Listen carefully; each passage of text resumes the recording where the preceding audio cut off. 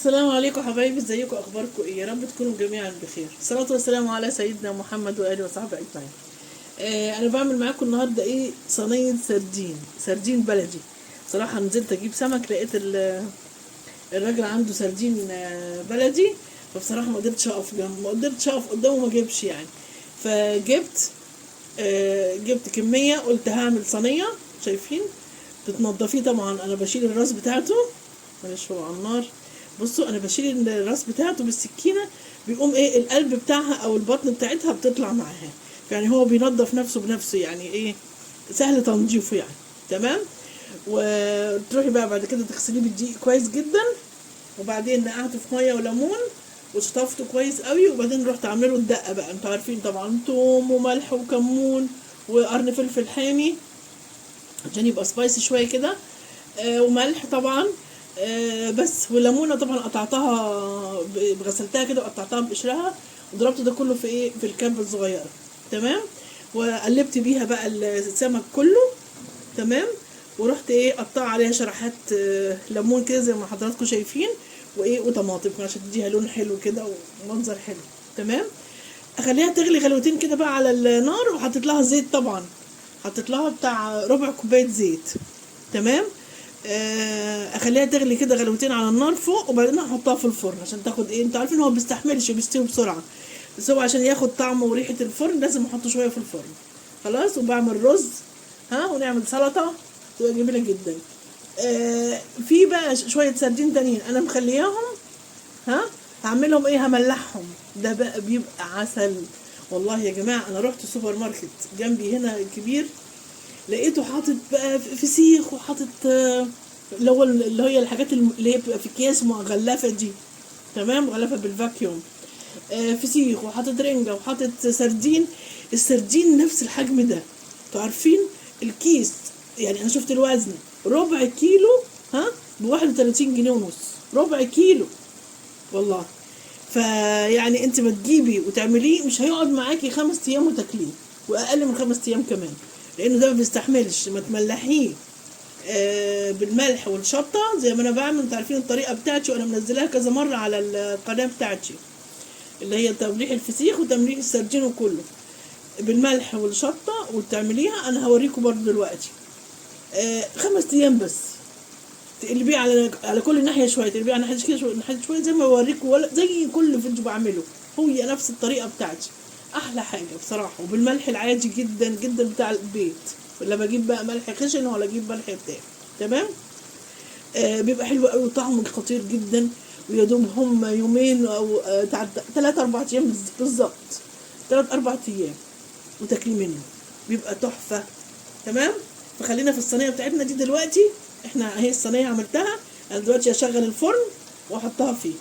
تمام كده. ونرجع مع بعض تاني. ايوه يا حبايبي، السردين اهو. تمام. انا حاولت اعمل شويه كده. بصوا، لازم لما تجيبي السردين لازم تحطيه في صينيه وتفرديه كده، وتحطيه وتشغلي عليه المروحه. ليه؟ علشان مش عايزين يبقى فيه ميه خالص. تمام. تحاولي المروحه تنشف الميه اللي فيه. تمام كده. انا جبت كيس ابيض اهو، حطيت فيه اهو، شايفين عامل ازاي؟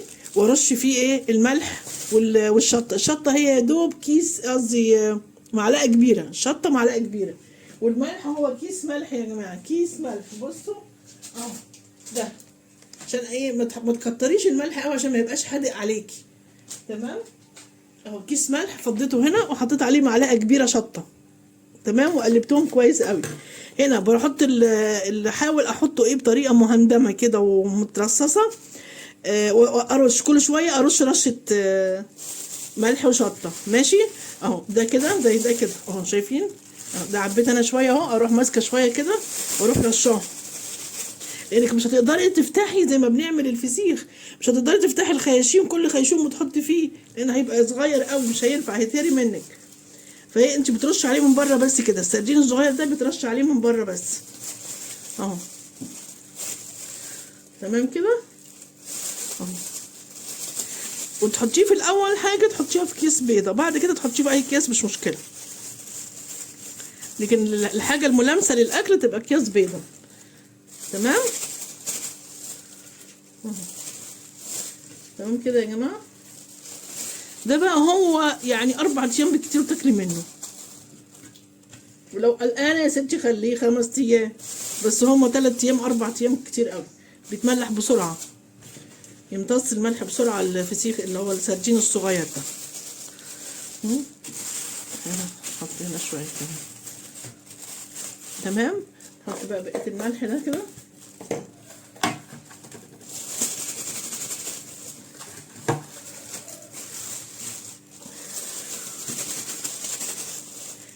ده كده اتملى ملح كده حلو قوي. وده رقم نحط له بقى شويه كمان الناحيه التانيه اهو، شايفين؟ يعني ان شاء الله 3 ايام 4 ايام هنلاقينا بناكل منه اهو. بس كده تقفلي بقى عليه كده، تحاولي تطلعي بقى الهواء اهو، شايفين؟ نطبق ده كده، والتاني نفس الحكايه اهو. تمام. هجيب بقى اكياس تانية نشيل دول.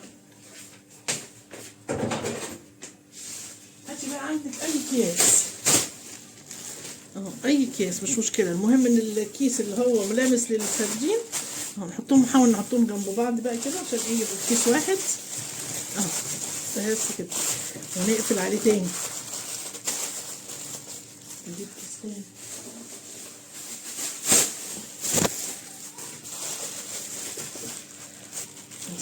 كده نحطهم في بعض احسن كده. لا كتير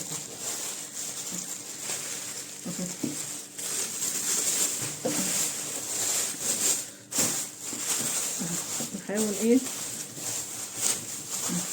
اهو.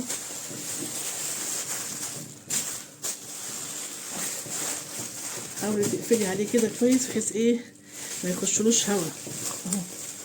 كمان نجيب كيس تاني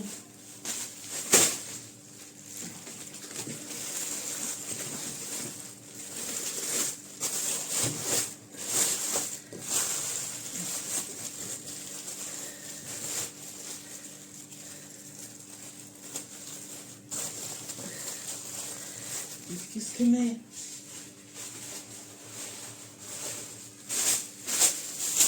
احنا بنعمل كده عشان ما يخشلوش هوا خالص، مش عايزين يخشوا له هوا خالص. تمام. بتحطي ايه كذا كيس كده. حلو قوي. هما كلهم 4 ايام ولا 5 ايام، مش ايه اهو. تمام.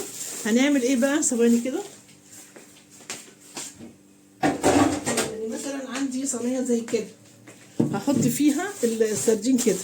تمام. ده كده النهارده هسيبه طول اليوم لغايه بكره زي دلوقتي. تمام. زي دلوقتي بقى اول ما اخش المطبخ اعمل ايه؟ اروح قلبها على الناحيه التانيه كده. خلاص. اليوم اللي بعده اروح قلبها تاني كده. تمام. لازم كل يوم تقلبيه على ناحيه. ليه؟ علشان الملح يروح لكل حته فيه، الملح يروح لكل سردينه موجوده. تمام كده يا جماعه. خلاص كده. ده السردين، وان شاء الله لما افتحه هوريه لكم.